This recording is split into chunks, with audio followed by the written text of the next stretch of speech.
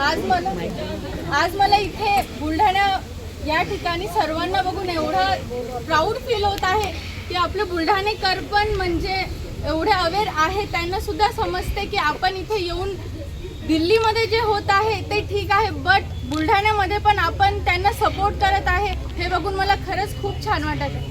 आणि माझा परिचय असा की मी स्वतः एक नीट सर्वायवर आहे या वर्षीची। मी स्वतः नीटच्या पेपरसाठी अपियर झाले होते, म्हणजे 3 तारखेला जो पेपर झाला तो सर्वांनाच माहिती आहे, ते नवीन गोष्ट नाही आहे काही।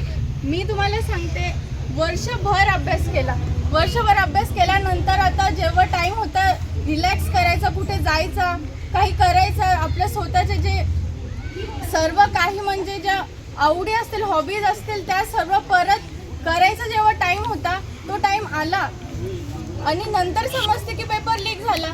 म्हणजे ही कंडिशन म्हणजे मी शब्दातही सांगू नाही शकत आहे।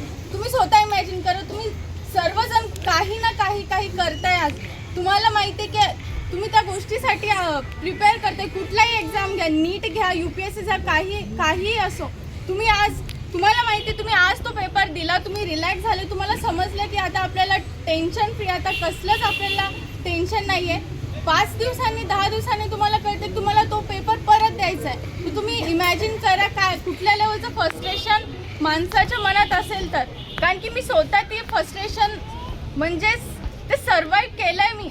मी तुम्हाला सांगू नाही शकत की नीटच्या म्हणजे 20th मेला जूनला जेव्हा आता माझा पेपर होणार, 21 तारखेला पेपर, मी एवढी जास्त फ्रस्ट्रेट होते। मी माझ्या मम्मीला सांगितलं, मम्मी माझ्याकडनं होणारच नाही, मी जातच नाही। बट माझी मम्मी म्हटली नाही तू जा, फक्त देऊ नये, काही रिझल्ट काही पण असो, फक्त तू जा आणि देऊ नये।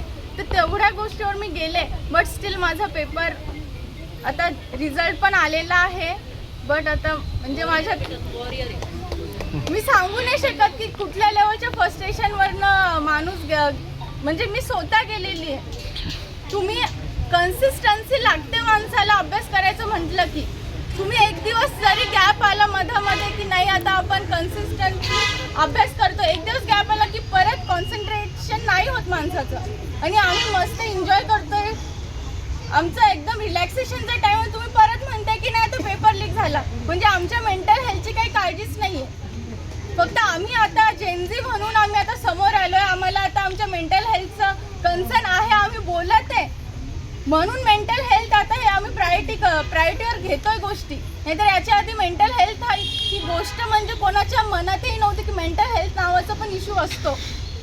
एवढे ते 20-21 मुलं माझे जे फेलोज होते त्यांनी म्हणजे मी रिलेट करू शकते की ते कुठल्या लेवल ऑफ स्ट्रेसवर होते म्हणून, आणि त्यांना श्रद्धांजली देणं हे आपलं एकदम परम कर्तव्य आहे।